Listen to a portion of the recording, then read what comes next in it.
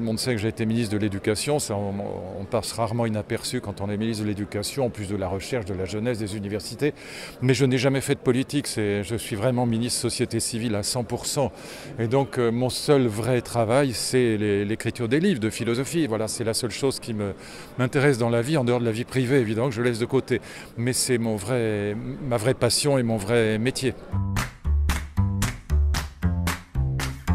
Oui, même un peu baroque, mais c'est lié au fait que mes parents n'ont pas du tout fait d'études. Mon père était un très grand pilote de course, il construisait des voitures de course, mais il n'avait même pas... Enfin si, il avait le certificat d'études, mais pas plus. Et en plus, donc moi j'ai vécu surtout à la campagne, à 70 km de Paris pendant toutes mes études.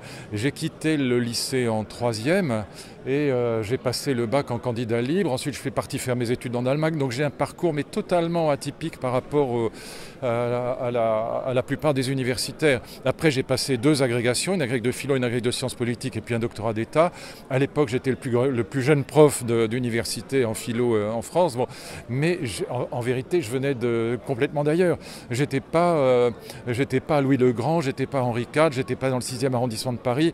Et mes parents n'avaient jamais fait d'études. Et comme j'avais fait mes études par correspondance, je les ai vraiment fait tout seul. Bon, ça a des avantages, j'ai énormément lu. Ça a des inconvénients, c'est quand on arrive après dans le monde mondain, si je puis dire, dans les mondanités, on est en effet complètement décalé, oui. Révolution Ferry, vous pensez à Jules? Oui, il y a une révolution, Jules Ferry, c'est vrai, l'école gratuite, laïque et obligatoire.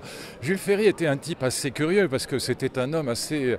aujourd'hui, il ne passerait pas la rampe parce que c'était le grand colonisateur et voilà, celui qui défendait la colonisation de l'Algérie, qui était raciste jusqu'au bout des ongles. Il défendait l'idée qu'il y avait des races inférieures, des races supérieures. Il y a eu une polémique absolument colossale avec Clémenceau en juillet 85 à l'Assemblée, qui est d'ailleurs passionnante. Si vous avez des auditeurs qui ont envie d'apprendre des choses, qu'ils aillent regarder sur Internet la polémique entre Clémenceau et Jules Ferry.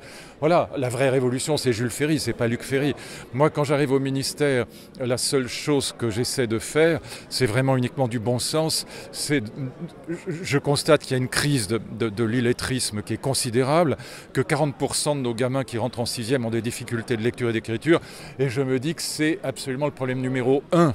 Que si on veut traiter aussi les problèmes de violence, les problèmes d'incivilité, tout ça passe d'abord par l'apprentissage de la lecture, pas par mettre un drapeau au fond de la classe. Je suis très très peu sensible aux gadgets de communication, mais en revanche, faire en sorte que nos enfants apprennent à lire et à écrire, et puis surtout revaloriser, refonder complètement la voie professionnelle. C'était mes 2 vrais chantiers, et ça, voilà, je suis heureux de les avoir menés et que ça a laissé des traces. Ouais. Non, je pense qu'ils ont eu raison fondamentalement au départ. Après, bon, le mouvement a sombré dans la violence, mais ce n'est pas les vrais gilets jaunes, si je puis dire. Ils étaient 285 000 au départ, ils sont aux 15 000, 20 000 à l'arrivée. Mais moi, j'ai rencontré, pas les 285 000, mais ceux qui formaient le gros des troupes, et ils avaient fondamentalement raison. Au fond, les élites parisiennes macronisées n'ont absolument pas compris que la voiture n'était pas simplement un objet de beaufs anti-écolos qui veulent polluer la planète, mais que dans ce que les démographes appelle la diagonale du vide, c'est une espèce de diagonale qui va en gros du nord-est de la France vers le sud-ouest. Vous avez des millions de Français qui habitent à 15-20 km de toute espèce de sociabilité, de l'église comme du supermarché ou du restaurant ou des amis. Et pour eux, la voiture, c'est pas un objet de beauf anti-écolo débile, c'est un objet de sociabilité absolument vital. Donc augmenter le prix de l'essence, emmerder les gens avec des contrôles techniques qui deviennent complètement aberrants, qui ressemblent à du racket aujourd'hui, mettre des radars partout, les 80 km/h, ça a été la goutte d'eau qui a fait déborder le vase. Donc moi, au début, je les comprends très bien. Après, ce qui est malheureux, c'est que les Black Blocs sont rentrés dans le jeu. Un certain nombre d'ultra-gauche en particulier, quelques ultra-droites, quelques banlieues. Et du coup, le truc a complètement dégénéré. Et mon interprétation, peut-être paranoïaque, mais je ne crois pas, c'est que le gouvernement a laissé détruire les Champs-Élysées, détruire l'Arc de Triomphe, en tout cas les Champs-Élysées à coup sûr, parce qu'ils savaient très bien que cette violence allait pourrir le mouvement. Voilà, c'est ça qui s'est passé. C'est pour ça que j'ai râlé contre les destructions en disant qu'il fallait faire intervenir l'armée. Et l'armée, c'est les brigades mobiles de gendarmerie de Versailles pour Paris. Et c'est évident que le gouvernement a laissé la violence s'installer pour pourrir le mouvement. Voilà, un mouvement qui au départ était un mouvement de braves gens, sans compter qu'il y avait beaucoup de cheveux blancs, il y avait beaucoup de vieux comme moi, parce que qu'il y avait aussi cette augmentation de la CSG, enfin bon, pour les retraités, tout ça était absurde. Et notre Premier ministre, il a dit « je maintiens le cap, j'ai raison, jusqu'à ce que ça pète et qu'il soit obligé de faire marche arrière à toute vitesse. Bon, tout ça était politiquement désastreux et fondamentalement, le mouvement des Gilets jaunes était un mouvement tout à fait compréhensible. Je pense qu'il y a évidemment des questions d'environnement qui sont vitales, qui sont absolument sérieuses, bon, et qu'il faut s'en occuper. Mais je suis totalement hostile à ce qui est en train de se préparer aujourd'hui. On va élire en fin septembre 250 000 Greta Thunberg, si je puis dire, dans nos lycées. Je suis totalement hostile à cette mesure.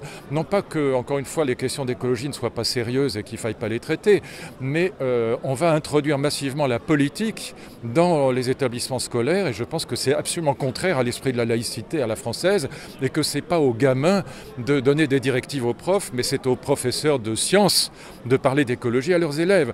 Et donc je pense que c'est vraiment une mesure absurde. On va avoir 250 000 gamins qui vont essayer d'endoctriner leurs camarades dans les collèges, dans les lycées, et surtout que, si vous voulez, à 15 ans, à 12 ans ou même à 17, on n'est pas un spécialiste du climat ou de la biodiversité, c'est pas vrai. Donc c'est encore une fois aux profs de sciences d'enseigner l'écologie. C'est très important qu'ils le fassent, mais c'est pas aux gamins de le faire, et c'est pas un éco-délégué dans chaque classe d'aller endoctriner ses camarades. Parce que qu'est-ce qu'ils vont répandre comme thèse? Ils vont répandre les thèses effondristes, parce que à cet âge-là, on connaît rien, mais on est radical. Voilà, donc ça va être, on va diffuser les thèses à la Greta Thunberg qui, souvenez-vous, disait c'est même plus la peine d'étudier puisque la fin du monde est toute proche, ce qui n'a strictement aucun sens, tout ça est absurde. Et donc je suis très hostile à ça. Donc je pense que l'écologie est une chose beaucoup trop sérieuse pour la laisser aux écologistes et que malheureusement c'est la clé de la présidentielle qui vient. Pourquoi? Très rapidement. Macron n'a strictement rien à craindre de la droite aujourd'hui. Il n'y a pas de leader à droite qui soit capable de le concurrencer. Disons que la droite européenne, elle est partie chez lui. La droite souverainiste, éventuellement, elle ira chez Le Pen. Mais de toute façon, ce qui reste entre les deux, c'est que dalle. C'est 8%. On l'a vu aux européennes. Il n'a rien à craindre non plus du Parti socialiste, de la gauche démocratique. Olivier Faure, quoi qu'on en pense, je ne vais pas dire de mal de lui, c'est pas désagréable, mais il n'est pas présidentiel. Il n'y a personne, et Cazenave non plus, c'est pas vrai. Donc Macron sait très bien que la seule personne qui peut aujourd'hui le battre, c'est Marine Le Pen, dans un scénario à l'italienne où l'extrême droite et l'extrême gauche voteraient pour elle. Et donc là où il a des voix à récupérer, c'est chez les Verts. Donc qu'est-ce qui va se passer? C'est que dans les 2 ans qui viennent, il va tout repeindre en vert. L'Amazonie, le discours sur l'Amazonie était complètement absurde. L'Amazonie n'est pas du tout le poumon, l'oxygène de la planète, c'est complètement faux. Les incendies qu'il y a eu en Amazonie sont beaucoup plus faibles que dans les 15 dernières années, où il y a eu 7 ou 8 années où il y a eu des incendies beaucoup plus importants en Amazonie que cette année. Bon. Et les incendies les plus polluants aujourd'hui sont en Afrique, ils ne sont pas en Amazonie. Donc tout ça, on va monter en épingle la verdure parce que c'est de ce côté-là que Macron peut récupérer des voix pour assurer sa réélection qui de toute façon est très probable parce qu'encore une fois, à part Marine Le Pen, il n'y a personne en face.